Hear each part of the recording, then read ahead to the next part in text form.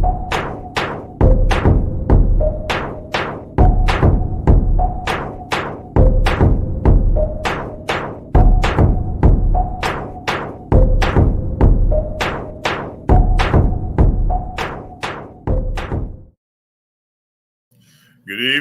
evening, and welcome to a new edition of Urban Sentinel Live. And I'm your host, Reggie Kearney, and I'm glad to be with you here on this Tuesday night, 8 p.m. Looking out the window, look like it's cloudy, it's going to rain. Hey, we could use the rain. Before we get started with our guest tonight, just want to, just say that the past weekends at events have been pretty astounding. We have a new person running for president now. Ms. Kamala Harris, Vice President at this time, soon to be President of the United States. People, this is our opportunity. We need to get out and vote and do what we got to do. Get with your family members and let them know that they need to go register to vote, and then they need to go to vote. This is our time. Let's go for it. Let's have that spirit that we had when Obama ran. Okay? We can do this. Okay? Think about, if we don't do it, what we're going to have in the White House, okay? I'm not going to say anymore, but it's been a great week for politics. So let's go ahead and get started. I got my good friend tonight, Mr. A.W. Jackson, who's a poet from Chapel Hill, North Carolina. And this guy can really do it. You know, he guy got a lot of books. He's got a lot of poems written. He's really a great poet. So he might even one day be considered the Langston Hughes of our day. Okay. So without further ado, A.W., how you doing tonight? I'm doing great. Thank you all for having me. Good. Glad to have you. Yeah, we try to mix it up. You know, we do some politics, some entertainment, educational stuff, literary stuff. You know, we just all over the place with this show and stuff. You know, we try to keep a diverse group of people coming on the show, and hopefully that gives us a diverse audience that tunes in to us on Tuesday nights at 8 p.m. You know, so how you been doing, A.W.?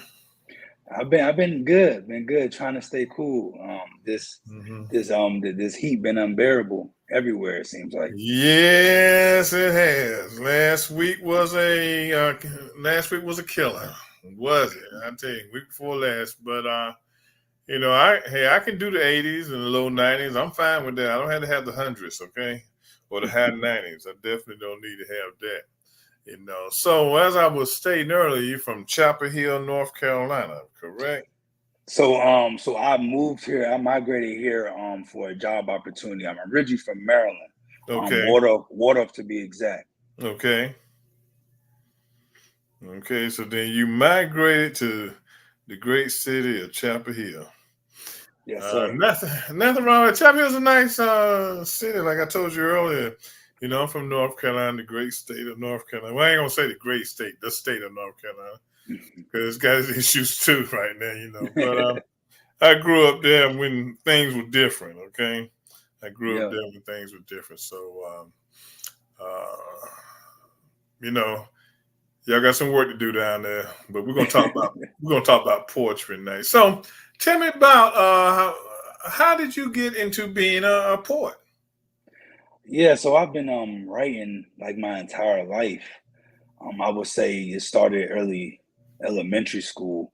But as far as I guess I taken it, I'm not gonna say like seriously, but kind of piqued my interest with poetry starting in high school. I took an elective. And then once I, got the different types of poems, different structures and things, I kind of just fell in love with it. And from there on it kind of took off, and I really started taking it seriously, I would say, after I graduated college. Mm-hmm. Now, do you remember in your poems you wrote when you first got started? Yeah, so I actually saved some. So in my first book, I threw some of those in there from poems that I wrote in high school and things like that. I threw, I believe, maybe about no more than 5 of them I threw in there. So I think it fit well from what I was trying to do. Read me one. Read me one of your poems you did in when you first got started when you were in elementary school.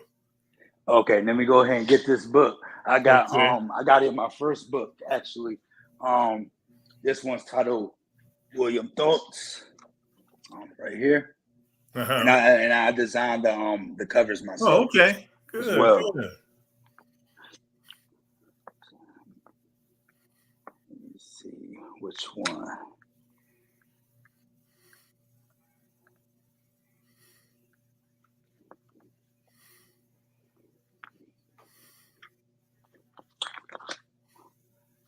So this one I wrote when I was younger. It's called "In My Feelings."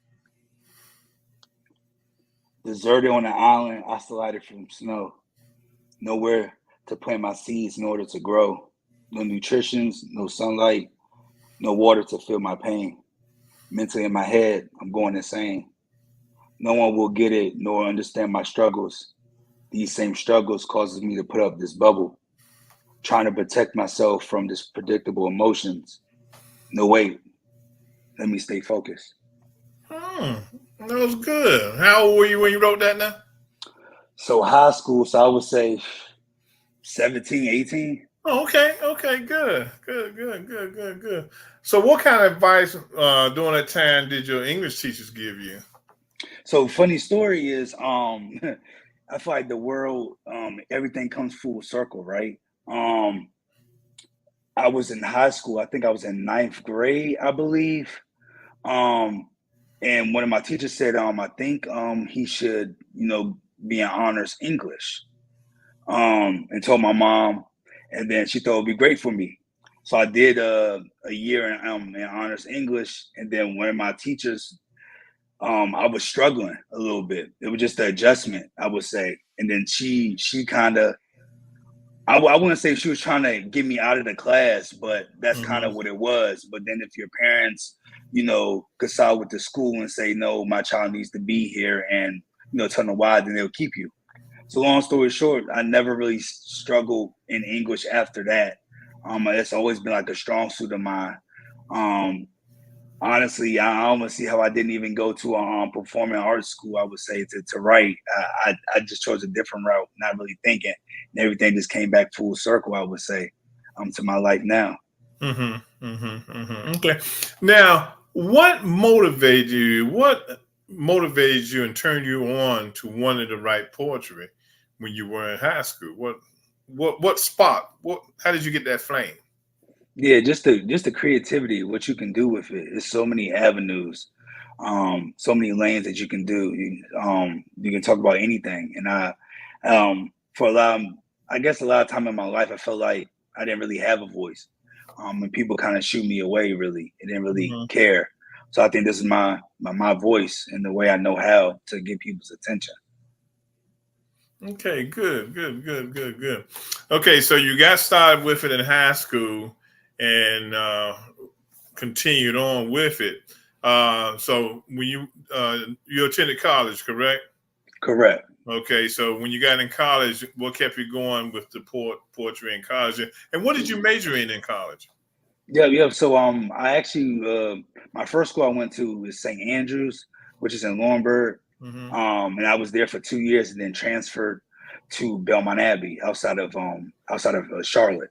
Okay. And then my degree is in sports management. Okay. So doing I've always was athletic and played sports, but Hmm. that wasn't trying to play in the college level and things like that. So I'll be equipment manager for our college sports team. So I was equipment manager for the wrestling team at one of my schools, basketball team, tennis team as well. So I was involved doing that. I kind of wanted to pursue, equipment manager and things like that. And just throughout my college years, I would just be writing, just in my phone, Hmm. just writing. Then a period of time, once I finished school and I knew I wanted to, publish a book, um, I was starting to ask around, how can I do it? Okay. So what kept you? So would you say that during your college years, poetry was more of therapy for you than actually, was it? therapy for you because you were spending more time in sports than you were spending with poetry, I assume. So would you say it was therapy for you when you wrote poems? Yeah, most definitely. It was definitely therapeutic for me to write poetry, and then this that time of the life just changing schools, and the curriculum was different, grading system was different, professors was different. It was kind of like me starting over, really. So at that point in my life was kind of hard. Just getting adjusted to everything, the culture changing things. So I just wrote what I was going through, pretty much. Mm-hmm. Now, why didn't they major in English? I don't know. I don't. I honestly couldn't tell you. Mm-hmm. I go back and forth, and tell my fiance, my mom. I don't think my mom even knew I wrote like that, Mm-hmm. honestly. Because when I had my first book, and she saw it and she read it for the first time, not even right away, I don't think. But then she told me, she was like, "Well, I didn't even know you can write that well. I didn't even know you had all this." So like she didn't even know. So it was just something I don't think anybody really knew, honestly, besides me Mm-hmm. and just what I had in my phone. Yeah, Ma. I had a quick question because I heard that he was from Chapel Hill, and as you know, sometimes when we're doing these shows, today I'm at the home studio, but sometimes I'm doing it from the Hayti Heritage Center, which has got a rich poetry community and has definitely got some great poets that are even mentors to others, like Dasan Ahanu, and of course the Church, the Poet, and LB. So I was wondering if he had connected with that poetry community here in the Carolinas, because I do know that just this past Saturday they had the poetry slam. It was actually the paper thin, the one where you can literally read from the paper, because a lot of times you can't do that in a slam competition. So I was just wondering if AW had plugged into that community as yet, because it is a very rich community that's been doing that slam for about 20 years here in this area. So if you plugged into that community yet at all, I know that even Kane and G used to have some ties to the Sacrificial Poets, which used to be based in Chapel Hill as well. And I think there was a gentleman whose name is slipping me, but I know it begins with a C and everything all along those lines. But I just wondered if you plugged into that community as of yet. Yeah, funny story that you mentioned it, right? I have, and I met Dasan, spoke to him personally. So crazy story is, and honestly, we was living in Durham first, so I never even knew about the center and how much it was a staple to Durham. Because I mean, Durham is I would say Durham is for our people, and it started from like the ground, really, especially the history behind it, just being the mecca of family and everything. So I actually got the opportunity to go there. So I signed up for that poetry slam, and I ended up coming on the wrong night. And so me and my fiance came to the wrong night, and the song was there. But I didn't know him at the time, and he was selling his books, and the event cost money. And I was like, "Oh, is the poetry slam tonight?" And he was like, "Oh no, that's next week." I was Right. like, "Oh man, I came prepared and everything." And then he was like, "No, we have another event right now, which is just poets, and we're doing it's a tour going on." He was like, "Oh, go ahead, go in." And I was like an hour and some change late from when it started. And I was like, "Oh, okay." So me and her, we just went in there, and we caught a couple of the ending performances. Two people. And then at the last performance, guess who shows up? The sign. Right. And I'm like, "Oh wow, that's the guy who let us in, and he the one who's running this whole thing." And it was just amazing. I just felt honored because he didn't have to do that. He couldn't be like, "Hey, pay 25." He could have easily did that. So stayed and then mix and mingle. I met some other amazing poets, exchange contacts and things like that. I even met someone that is possibly might be a candidate for my third book. I've been trying to look for, an editor. I've done two with one of my editors. I feel like it's time, for me to kind of move on and branch out. So I've been trying to look for editors. So came across her, and Desan uses her too. So shot her an email and things like that. Um, and she's supposed to be getting back to me because I think I'll be a good candidate in her anthology book that's supposed to be coming out next year. But yeah, for that poetry slam, I was a contender. I did the poetry slam. I didn't win, but that was my first ever poetry slam ever.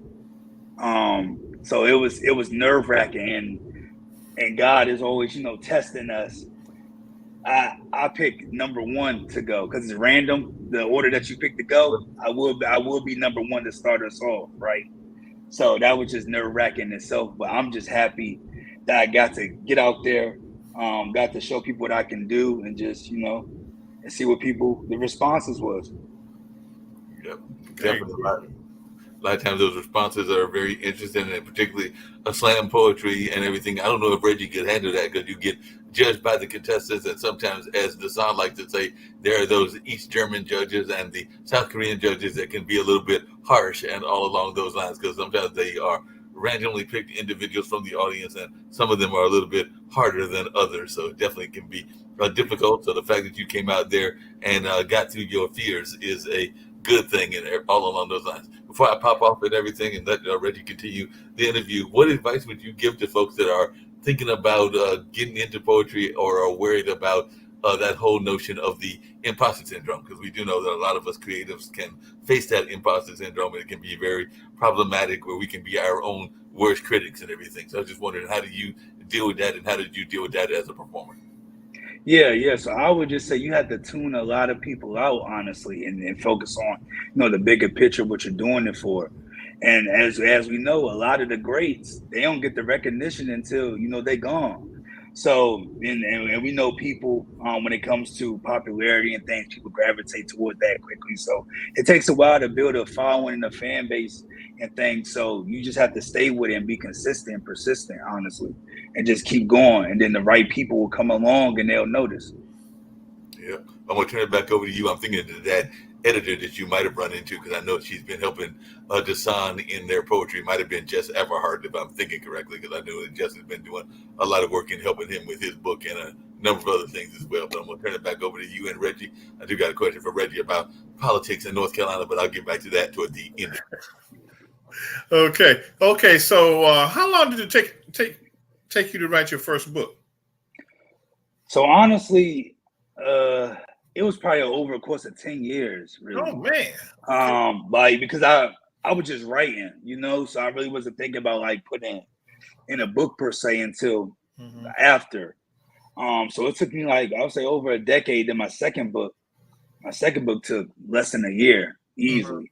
And that one has way more poems than my first book. So how many poems do you have? How many pages do you have in your first book, your poems? So I was in my first book, it's about probably 50, it was 80 total pages. So yeah, it was about, I'll probably say about 70 poems in there. And then book 2 is over 100. And you just took your time with the first book. Yeah, because I know what I like. I know the concepts I was trying to go with. And one thing I wanted to do and try to kind of be different is I don't like it when people are kind of generic when it comes to like poetry and things. So I kind of, step outside the box a little bit. That's even down to my name or what I go by, how I spell my books and things like that. Down to my titles. It's strategic and it's really implemented, and it made you want to think. Okay, good. Read me another poem from your first book, man. Yes, sir.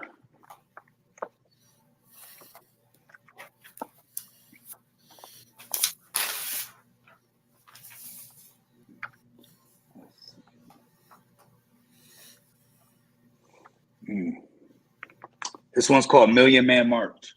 I am your ear to listen to all your problems and struggles. I am your voice to speak up and defend yourself when you are afraid to. I am your eyes to look away from negativity that comes your way. I am your feet to walk away from violence and conflict situations. I am your shoulder to cry on when you feel lonely and don't have support. I am your smile you show the world even though you are going through hardships. I am your hands to pick you up when you are down. I am your knees to stand up for what is right despite how others feel or think. I am your brain to keep being strong mentally and keep pushing yourself to fulfill your goals.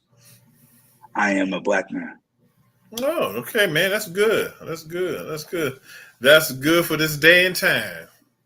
Yes, sir. That poem is right on time and everything. Now, do you ever find yourself mentoring young kids or other high schoolers at this time now that who have the desire to write poetry? Yeah, so I currently want to get into that. In my I want to do like a nonprofit dealing with writing, Mm-hmm. like a mentorship program and things like that. But and by day in my personal life, I'm an elementary school teacher, so I definitely do that already and Mm-hmm. have students, But I am trying to do a mentorship program with kids. I would say from elementary school to high school, Okay. Then what grade do you teach in elementary school? kindergarten. Oh, okay. You kindergarten, man. Yep. I tell you. Yes, sir. Well, yeah. Look, doing kindergarten is probably much easier than doing the middle school and high school. Oh yeah, yeah. Because with the elementary school in general, just not kindergarten, but they still have a little bit of potential, Uh-huh. and you can kind of get a hold of them. But like Mhm. once they get a little older, like middle school and high school, they're in their own little way by then. So Yeah, it's a little harder. yeah. They're in their own world. Yeah, Mark. It's me again, and I had a question because the other thing he said he was involved in, and we do have the Olympics coming up, and I do know that there are some people with North Carolina ties, including some Chapel Hill ties and everything. But I was just wondering because I have a second cousin. Yeah, your first cousin's daughter would be a second cousin that is into athletic training. They're actually working at I think it's Trinity in Durham and everything along those lines. So just wondering, what are you doing in terms of your work, in terms of the sports world? Are you doing anything in terms of coaching? Are you doing anything in terms of the rec leagues or anything in that space? Because you did mention that one of the things that you had been interested in was sports, AW. So just wondering what you're doing in the sports lines. Yeah, yeah. So I recently stepped down from a professional sports job. I was a kind of executive with the Durham Bulls for 2 years. It was just a lot of hours, and my mom would come to visit, and I see her maybe once a year, if that. And then when she did come to visit, I couldn't really enjoy it, spend my time with her. Um, so it was just kind of getting a little bit too much, and I wanted more of my family time and things like that. So I ended up just stepping away from that. But as far as sports goes, I probably won't get back into working into sports. Just depends, because I am trying to start a family, and I do have about to be married soon. So just think about all of that. But I have been trying to find like rec leagues and things like that because I did play tennis in high school. So I'm a tennis player. So I found something in Raleigh that I can do. I sort of signed up, so I think I'm a little late. So maybe I can do it maybe next year. We'll see. And then I love cornhole too, and saw some like cornhole leagues and stuff. I was thinking about maybe trying to be a part of because I'm pretty nice. In that, sorry, in that lane, because some people that are tennis fans are also fans of this other sport that has become very popular and everything. Because I actually was talking to a young lady that she's not a big fan and she's a avid tennis player and a tennis purist, I guess you would say. But there are some people that also love pickleball. So have you gotten into pickleball yet, or is that something that you're trying to stay away from? Because a lot of people are saying that that's a popular sport that seems to be a cross between tennis and I think it's ping pong or table tennis or something along those lines. But have you gotten into this whole pickleball craze? Yeah, I haven't gotten to it just yet, but I do have coworkers. They do that, every week, or so it told me, I should come out and maybe give it a try and stuff. So I've been thinking about it. I hear you. Just really quickly, I'm going to turn it back over to you and Reggie and everything. But you said you were with the Bulls, and there is a gentleman that is very well known as well. And you might know him because he appears on the network sometimes on our news show. And he used to have a show called Gamers Den because he's very much in the gaming space, meaning the whole esports space. But I was wondering, during those 2 years that you were working, if you ever had the chance to meet Jacoby McDuffie, who is the voice of the on the field antics and all along those lines. So I know he oftentimes is involved with the Bulls organization. I didn't know if you had a chance to meet with him during the 2 years that you were working there. Oh, most definitely. Jacoby is my guy.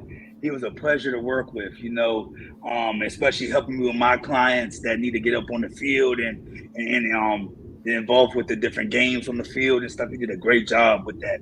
Helped me with my clients and things like that. And I helped them I think he had cause I know he went to NCCU, so I think they did like a back to school night or just honoring NCCU. So I orchestrated the tickets for him and things like that. So it was a pleasure working with him. He's very great at what he does and always get the crowd going. Yeah, no doubt. Oh man, we can get along fine now because that's where I went to school. That was NCCU. Yeah, 1979 graduate of NCCU and everything. Yeah, The campus is nice. I drive past it. Man, it's changed, man. When you look at it when I was there and you look at it now, I mean, I'm in awe of what I see when I go down there. It's just different, man. It's just, but a lot of those buildings were old when I was there. So they had eventually you have to replace and then do improvements to get into the 21st century. So, how well did your first book sell? I think it's still pretty good. Like for me, honestly, I think it could have done better. Just on the aspect of me promoting myself and things like that. So I'm just learning. It's a learning process. Like I never really put myself out there, and I'm doing it, all by myself, really, honestly.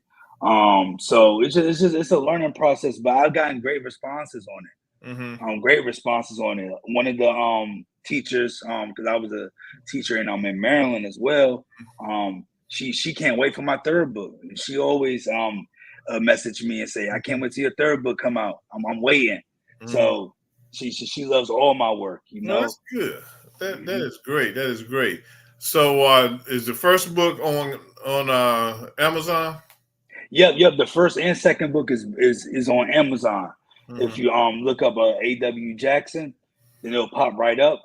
This is my first one. That's what that one looks like. Right. And then my second one looks like this. Oh, okay. And it's a little bit thicker, as you see. You got a lot of poems. In there, boy. Yeah. And in my second book, I think is better than my first. I mean, my fiance said number one is the best, but I think my second one, I really went into detail because my first book was more of an intro to me, really, and like who William kind of is, and kind of slowly, trying to build. And then my second book, I'm going more into detail, bigger topics, and touching on stuff I vaguely talked about in my first book, but I did that on purpose so I can elaborate on the second book. Right. Now, what was your inspiration for your second book? Inspiration, I would say just the trials and tribulations of life and just growing and just learning and just getting better. Just using it as motivation and fuel to keep going in life because we all, go through things. So these books, I would say, help people to get through life, whatever stage that they are in life, to help it use and to motivate them. Now, okay, so I think a lot of us have been taught in school that poetry is roses are red, violets are blue, and okay.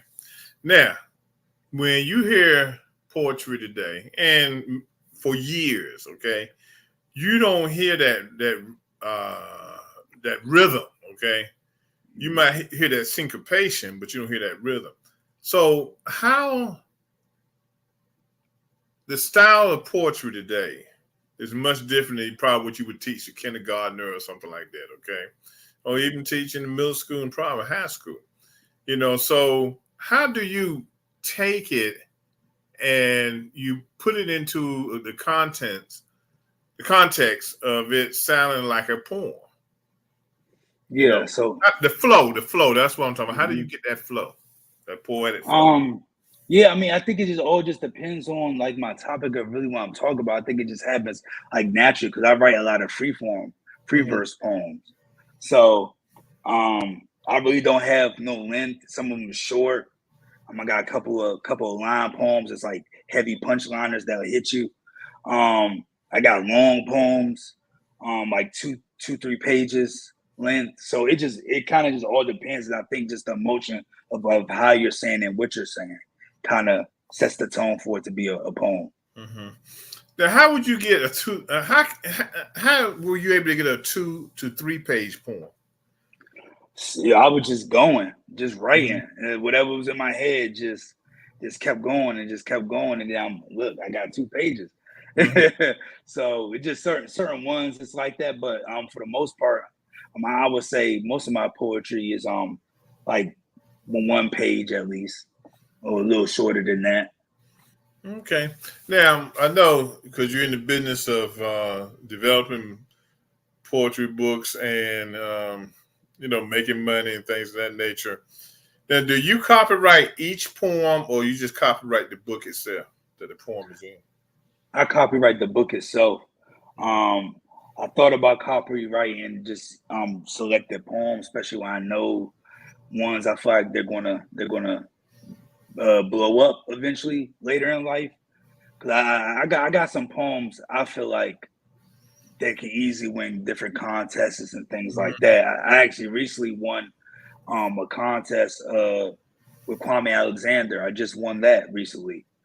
Um, and it was a community poem, and it took me like four hours to write that poem.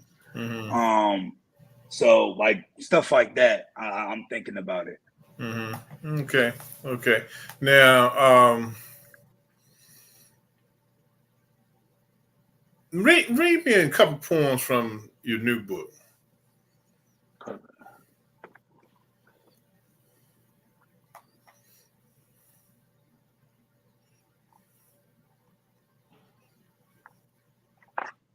Oh, so this is the intro to my book, Okay. my second book.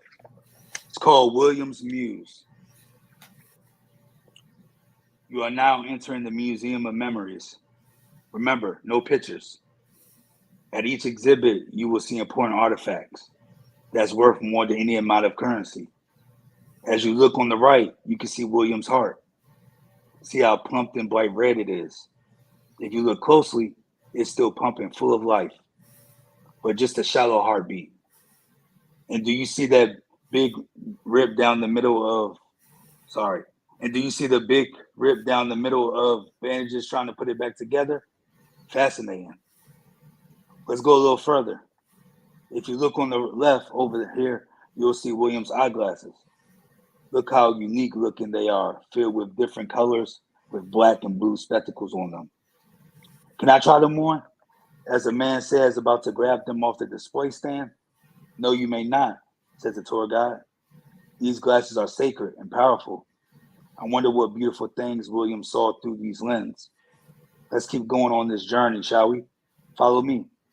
So as we go further, you will see straight ahead in this glass case is William's soul. Wow, says the middle-aged man. So that's what a soul looks like. It looks so peaceful, he said. Indeed, his soul was, said the tour guide in a humble tone. Let's keep walking. Lastly, we are coming up on our last display. There on the right, you can see this is William's phone. Is it new? Says the girl. No, not at all. It's actually over 20 years old, says the tour guide. It's so shiny looking with no scratches and with no cracked screen and with no phone case, a teenager girl in the front row of the group says. That's very impressive. He is bold, she says. Yes, indeed, he is very bold, says the tour guide. What's so special about a phone? An older aged man in his mid-60s says. Trust me, you wouldn't believe the magic that came out of that phone, said the tour guide in a passionate tone of voice. As we come to a close, does anyone have any more questions? Yes, I do have a question, a younger looking woman with curly black hair says from afar in the back of the small group. Who is William? Perfect question, said the tour guide, smiling so wide. Let me tell you who William truly is. That's it. It is so abruptly. It's just like, is that it? It's like you leave the audience wanting, the next line that goes along with it. That sounds good, man. I really like that. I really like that. Yeah, I wanted to do something different for an intro for my Uh-huh. second book. To grab the readers, I love museums and things. I was like, shoot, that's a perfect concept. That's Mm-hmm. genius. Let me just run with it. Mm-hmm. Now, have you ever written any political poetry? Um, Not too much political, more Mm-hmm. more I would say like I'll say our people, black poetry I have, but not so more like political. Mm-hmm. I don't know too much yet. Mm-hmm.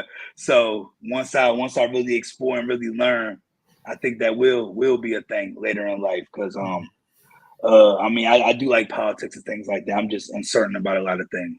Mm-hmm. Okay. Yeah, 'cause I thought maybe you had probably written one on Obama, something, to No, celebrate him. And hopefully you'll write one to celebrate Kamala Harris, in the future and yes, everything. sir. In my later years, I definitely I do got some poems in here. Mhm. Um, actually, I can read this one. Okay. Um, Let me see where it's at. This one is called African Cubism. Night turns to dust. Watch all the volcanoes erupt, erupting the mixed emotions, eagerly to confront any problem or situation that was done from past generations to come. And taking back what is ours is a must. A large lumps of some, a large lump of sums of proceeds would be just, but recognition is on a higher scale is a must. And recognizing that we are the finest of why America is aligning. This is part of the reason why my culture is divided. The moment is now. Look at your watch. Now that's perfect timing, meaning that no more days should be wasted to take this action. We aren't no partially co-owners of our ideas, cutting in half like fractions, and we won't be given hush money so we can forget what happened. And our blood, sweat, and tears won't be wiped away with a napkin because it's a permanent stain. My ancestors' creations will always remain on nature's soil and distilled in my brain. Whether we discover the grain or chose to entertain, our talents and hard work won't be taken in vain. And power and strength runs through our veins, and our creative minds cannot be detained. We aren't inherited money like the Jews, constantly taken from our artwork, even down to the hues. History really repeats itself. Dang, who knew? Telling false information as if it were true, and stealing everything that we do.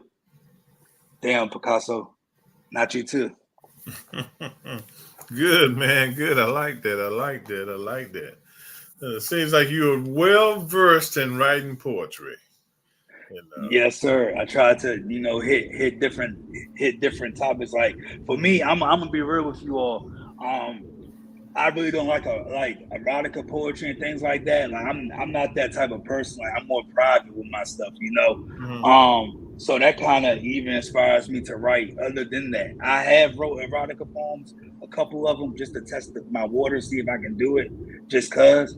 But I like to talk about bigger topics. AW, in that same line and everything, you mentioned that you are engaged and you're starting to hoping to start a family. I was wondering if you have any relationship points because whenever I go to the poetry slam, I know a number of people will do poems about the ups and downs of relationships because we do know that relationships can have ups and downs and everything. So I was wondering if you had some relationship poems that the ladies did watch and tune in to Reggie's show might be interested in as well. Yeah, most definitely. I got a relationship poem right here for you. Um, Let me see. Let me find it. Let me find it.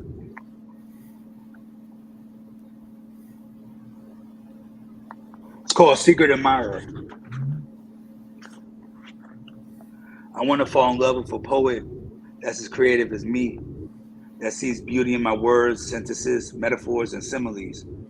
Even though we're in America, she makes me feel like I'm overseas, where we can talk about the birds and the bees and intimacy, of soft touches of me touching your hair, or you looking deeply in my eyes trying to repair for all the damage that I face of negative energies embrace to my puncher soul.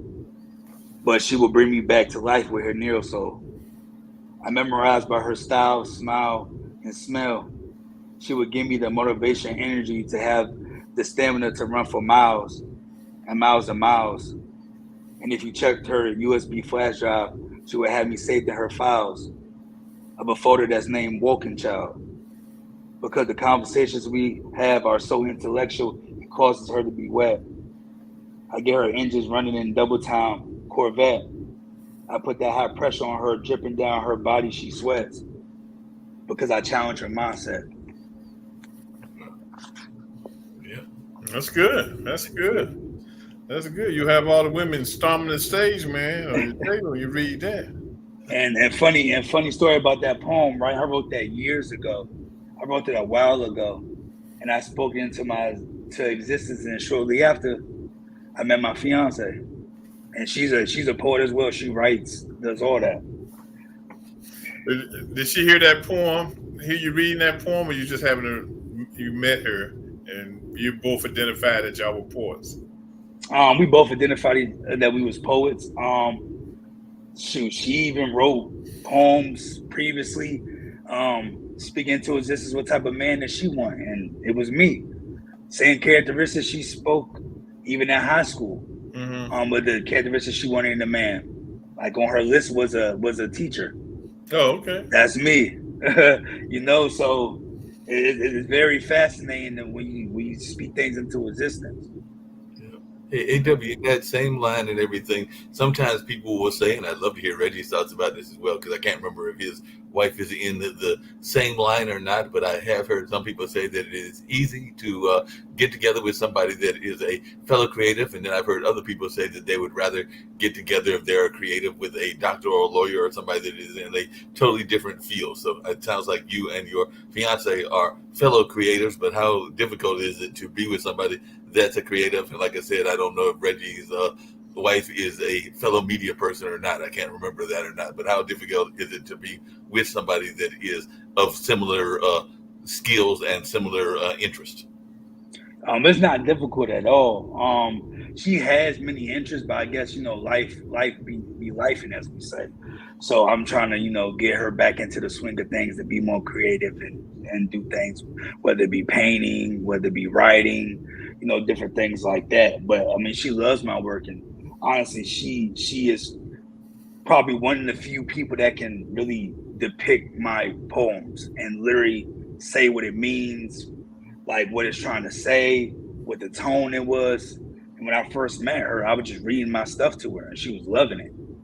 A lot of times when I did, read my stuff to women I was dating, you can tell it wasn't real. Like faking it till you making it, right? Like you can tell it really wasn't interest or things like that. So I kind of felt that, but with her, it was the opposite. I knew she was interested, just by the things that she said and asking certain questions about my poems and things like that. Because that's why I write. I want people to ask me questions. Mm-hmm. Hey, Reggie, are you in the same thing as your wife or not? I can't remember if she's a fellow. No, she's into the money. She's in finance, but she supports my media empire, my little mini media empire. She supports that, So I do have that support. So, AW, have you ever been over to Bus Boys over in Hyattsville when they have their poetry night? Have you ever done Yes. Yeah, so I've been to Bus Boys and Poets, but I haven't did anything performing. I just went there to eat. But I did, but by the time that stage of my life kind of came, I already moved and changed locations, because I moved to Georgia first, and then I moved to North Carolina. So yeah, I actually talked to them because I really want to get my books in there. So we're gonna see. Yeah, it's a good spot. So how do you go about now getting your books into different stores and stuff? So what I do, I just go around and ask. It's one local bookstore. I'm not too far, like up the street from me. I just went in there and asked, what I have to do to get my stuff in here and things. I told them I'm a poet. Just introduced myself. And I said I have to go online on their website and things. I guess they gotta go through like approval and things. Then I guess they'll go from there. Now, I know when we were talking earlier this week, you said you going down to Columbia, South Carolina this weekend? Yep. I got an event in Columbia, South Carolina on Saturday, and then I got an event here in Raleigh on Sunday. Oh, okay. And so then what type of events are those that you'll be participating in this weekend? So for this weekend, this one is like a food truck little venue thing. They got food trucks there, all types of different choices and flavors, as well as authors such as myself be out there with their books and things. So I look at it as a great opportunity. I'm excited because this is going to be my first, book signing.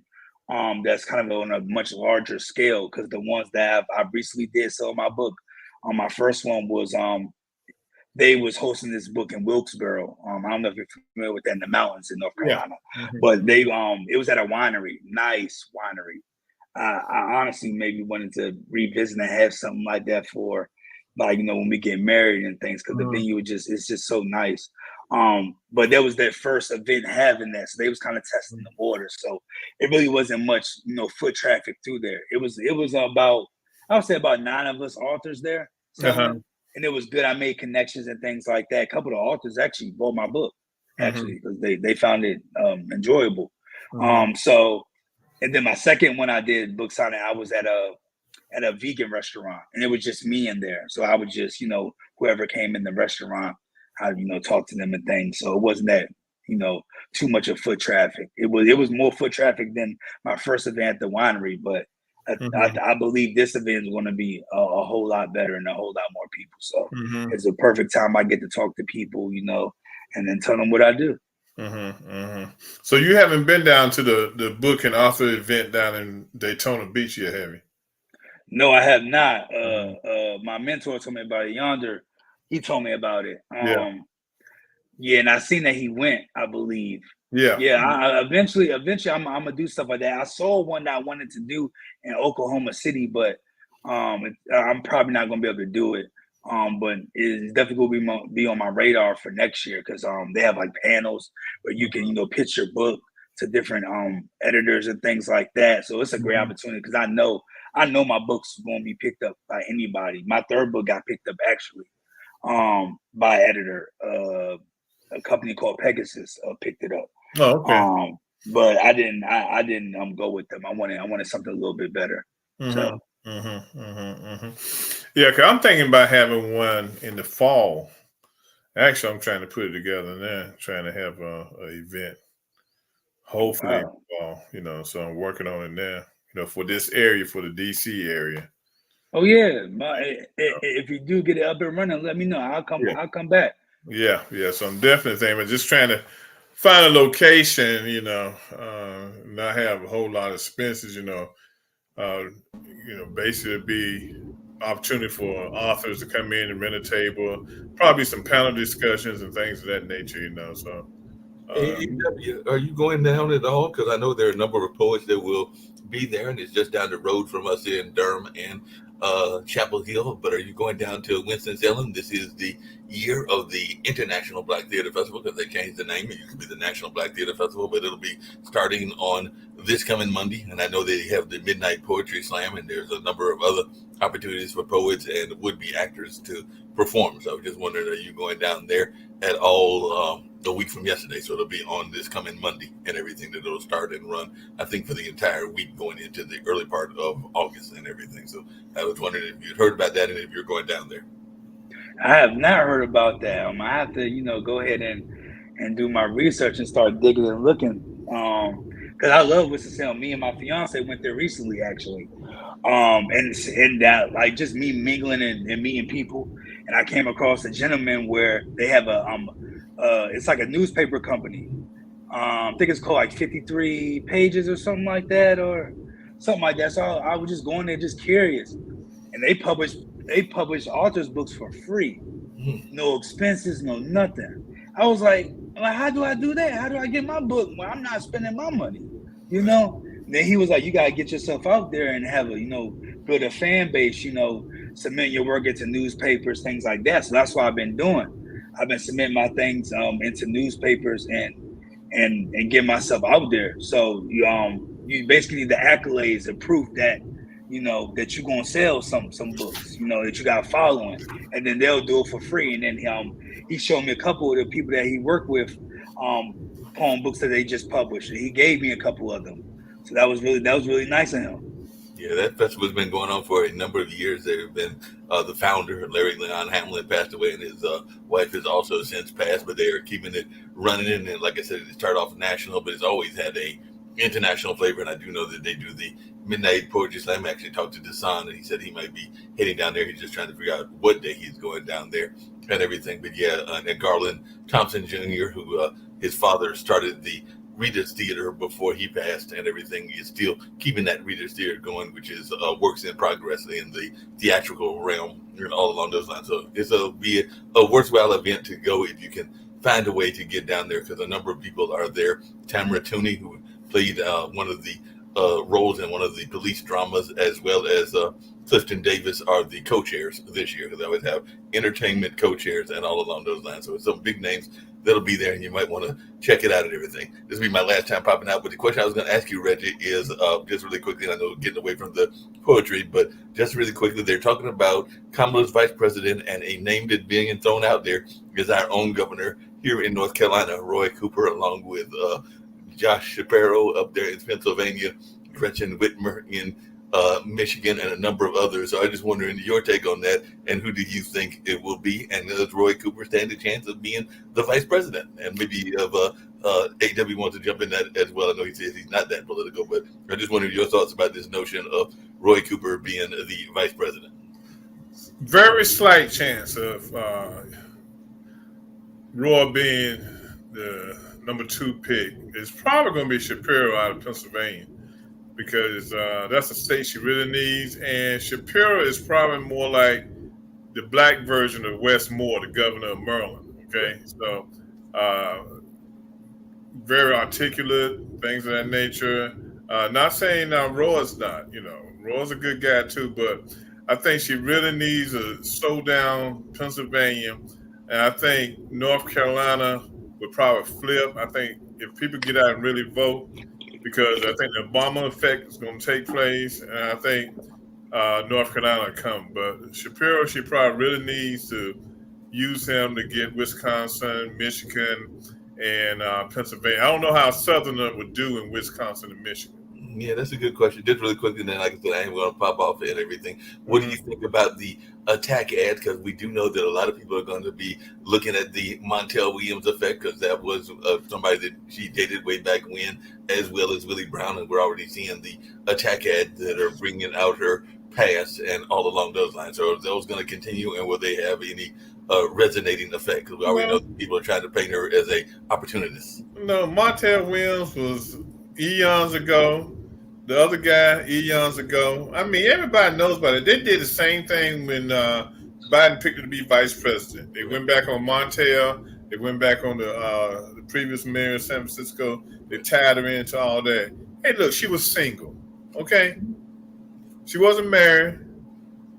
She won't hurt nobody. But that's politics. And politics gets dirty. When you get to this level, it's dirty. Okay?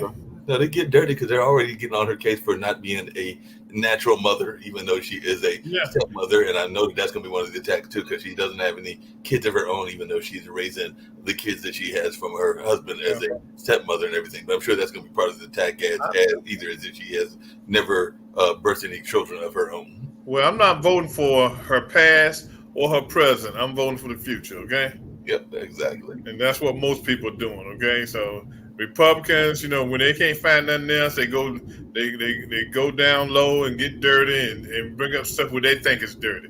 Right. And it's not. And then you gotta look at it too. It's a black woman running, and they're gonna do everything to make sure a black woman doesn't get into the White House. If a black woman gets into the White House, all the white folks going back to Europe. Okay. Yeah, because they also going to try to paint her as being not 100% black. Because she, I mean, they're doing all that. I hear that. I hear that now. But she, one of my friends that's a Republican, he's up there in the establishment of the Republican Party. He said one day she said she's Indian, and one day she said she's black. And when I sent him a message back, I said and I just left it right there. Yeah, no, that's right. Because I'm not going down that road with them guys. I don't blame you. Well, I'm gonna let you get back to AW, but that's the questions I had to ask. All right. So AW, what's some advice you can? And I think you might have already answered again, but I want to bring it out to you one more time. What kind of advice can you give people who are interested in being poets or have started writing poetry, but they don't know how to really bring it together, and they don't know, and they might not have a mentor, but they really have that heart for poetry, but they just need that match to light them up, to get them going. What kind of advice could you give them? Yeah, I honestly say to them, you might not think they might not think that their work is good enough for, the masses and things like that. I just say just write. You never know what people might like. And then what I do, a strategy that I do, what kind of helps me is I buy other people's work, see what they doing, see what I can do with mine, make it better. So I enjoy doing that just to see what other people are putting out there to the world, and then you can use that to your advantage. So it kind of enhance off of that, or come up with different concepts and things like that. So that's I would strongly suggest them kind of studying other people really too, and see what they're doing and see what works. Good points.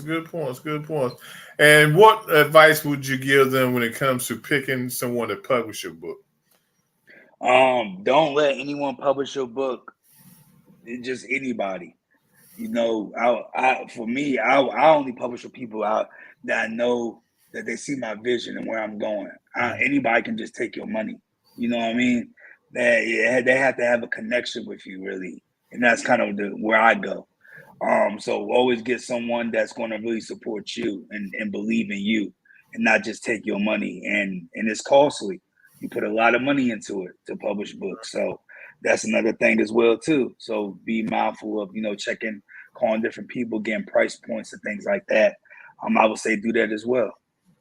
Now, what if you self-publish a book? What if you do everything yourself? Yep. So I actually self-published these ones, but it just finding like an editor. So she was my editor. But my fiance edited my third book. So Okay. I got someone that pretty much like edit my stuff now. So so that's a thing, and that's costly too, trying to get someone to edit. And I'm kind of like gravitating want to start doing that as well. Right. And I want to do in my life. I want to be a ghostwriter as well. Because I have a lot of ideas and concepts that people can use. I don't really want them. I've written like a couple of topics or stories that people can just enhance and go off of just for fun. I actually wrote starting to dabble into mediums a little bit, and I always wanted to do like an uplifting, motivational, just like just motivational topics and things. And I wrote a couple of them over 5 years ago, and just now put it on Medium, trying to test the waters out.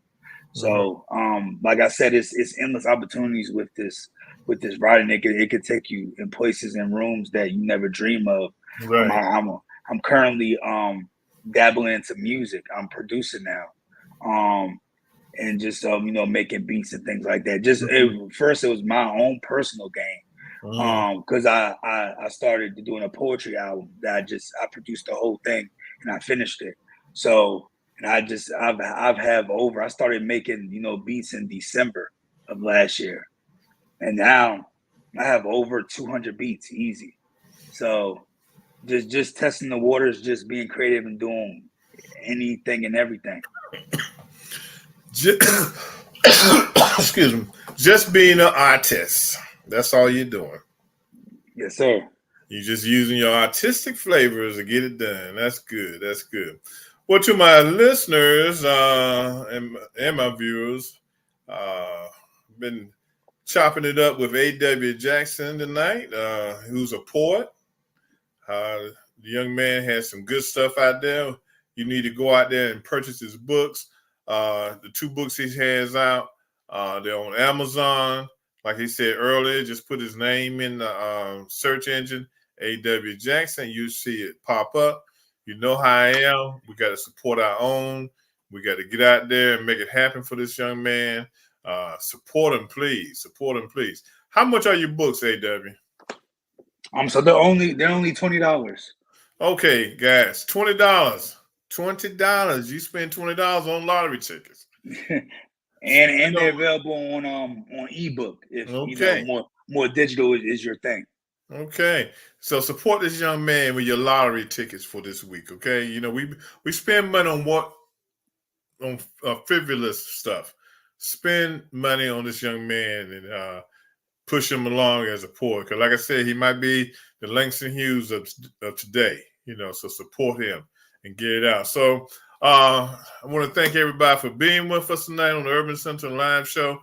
Remember to go to urbansentinelmagazine.com and hit that purchase key to get your magazine for the August edition of Urban Sentinel Magazine. Got Gene Groove Allen on the cover, who was part of House Party 1 and 2 on there this month. Or either you can go to issuu.com and download a copy of it, okay? So let's support each other. And listen, guys, I'm taking off. August is my month. I'm not going to see you all in the month of August. You might see some reruns, but you won't see nothing live for the month of August. I got to take a break and get ready for the fall because we got a lot of stuff going on in the fall with politics and things of that nature. I might pop on. I don't think I will. I think I'm going to just hold on to what I've done so far this year and think about what I've done, okay? I need to take a break. I need to relax for a while. I know my show next week because next week is the 30th, and then we'll have all of August. Are you doing no, I'm starting next week, okay? Because next week begins August, okay? So I'm starting next week. I try to take at least 1 month off to get ready for the fall. Like I said, we got a lot of stuff going on coming up in the fall. We got the presidential elections coming up.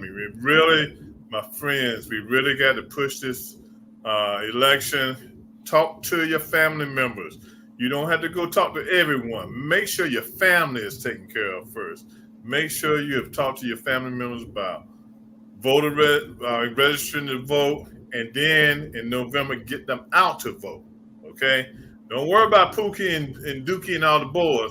Take care of your family. And I think if we all take care of our family members and get the words out to them, we're going to cover much more ground easier, okay? But we're going to be talking about more stuff you can do to get people to the polls when we come back in September. And like I said, that might get that itch and might not be able to stay out to September, okay? But I might just pop in 1 or 2 times during the month of August, or just one time. But I want to stay up on this election and keep things going. So, AW, thank you again for joining us tonight. I wish you well. I know we'll be talking more because my boy yonder, we talk quite a bit. So I'm glad he's your mentor and he's got you on his wings. He's a good guy and he's full of ideas. So, everyone, until we meet again, be safe out there. Stay out of trouble. Drink plenty of water and enjoy the rest of the summer. And I'll be talking to you soon. Take care. Good night. Take care, Yes, AW. You and I'll be talking, okay? Yes, sir. Thank you, Reggie, for having me. You're welcome. Take care now. Yes, sir. Bye.